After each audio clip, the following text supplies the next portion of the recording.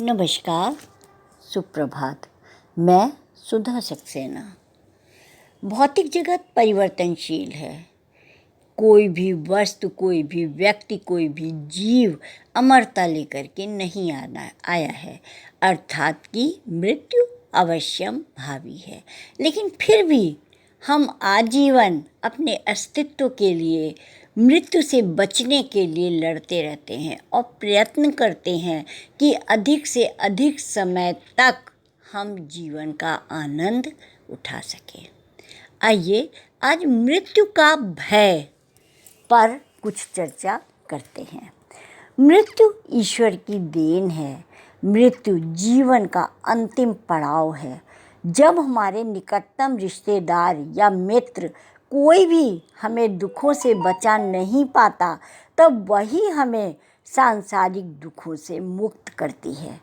भगवान श्री कृष्ण ने अर्जुन के मोह को दूर करने के लिए बताया था कि संसार में हर प्राणी की मृत्यु एक अटल सत्य है। तो फिर इसके प्रति इतना भय क्यों?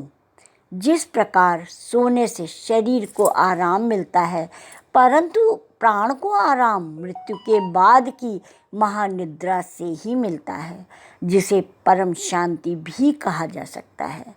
मृत्यु के भय पर विजय प्राप्त करने के लिए मनुष्य को जीवन में संयम बरतना चाहिए। इसके लिए सनातन धर्म से वर्ण व्यवस्था की एक व्यवस्था बनाई गई है, जिसमें ब्रह्मचर्य, गृहस्थ, वानप्रस्थ तथा संन्यास आश्रम है। इस व्यवस्था से मनुष्य अपने नियत कर्मों को करते हुए धीरे धीरे मोह माया से अलग होता हुआ अंततः सम स्थिति में पहुंच जाता है।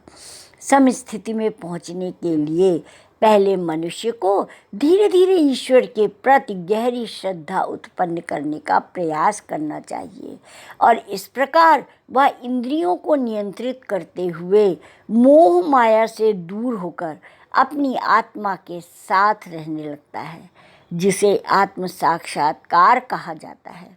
यह ऐसी स्थिति है जब वह अपने स्वयं के आत्मा से पहचान स्थापित कर लेता है और जान जाता है कि वह शरीर नहीं, केवल आत्मा है और मृत्यु केवल शरीर की होती है, क्योंकि आत्मा तो अजर अमर है।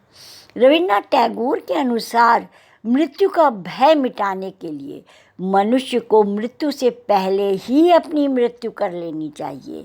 इसका तात्पर्य है कि उसे सांसारिक मोह और बंधनों से मुक्त करके केवल अपनी आत्मा के साथ रहना चाहिए।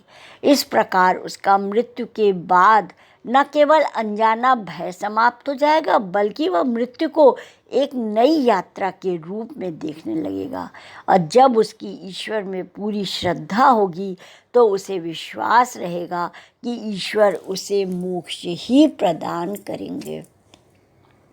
एक बात अवश्य समझने की है कि जब तक हम अपनी इंद्रियों पर नियंत्रण नहीं करेंगे, तब तक हम मोह माया में फंसे ही रहेंगे। इसलिए कामनाओं का वर्जन करते हुए हम जब सबसे मुक्त हो जाते हैं, और ये हमें अनुभवों के आधार पर ही होता है। अनुभव से जाना, एक उम्र के पड़ाव पर हमें लगता है सब कुछ व्यर्थ है, सब किसी से हमें संतुष्टि नहीं होती है, और ये अनुभव अगर हम इसे समझ लें और आत्मा के गुणों का विस्तार कर दें, तो निश्चित रूप से हम इस संसार में रहते हुए भी वहाँ से विमुख हो जाते हैं। और थोड़ा सा भी अगर आप विमुख होते हैं तो आपको असीम शांति की प्राप्ति होती है। और इस प्रकार से तब हम समझते हैं कि मृत्यु तो अवश्यम भावी है, वो आएगी और उसको हमें स्वीकार करना ही होगा। और इस प्रकार से हम मृत्यु के भय को दूर कर सकते हैं या कम कर सकते हैं। तो आज इतना ही। आप सब ने मेरे चैनल को लाइक और सब्सक्राइब किया है, उसके लिए आपका अतिशय धन्यवाद। नमस्कार।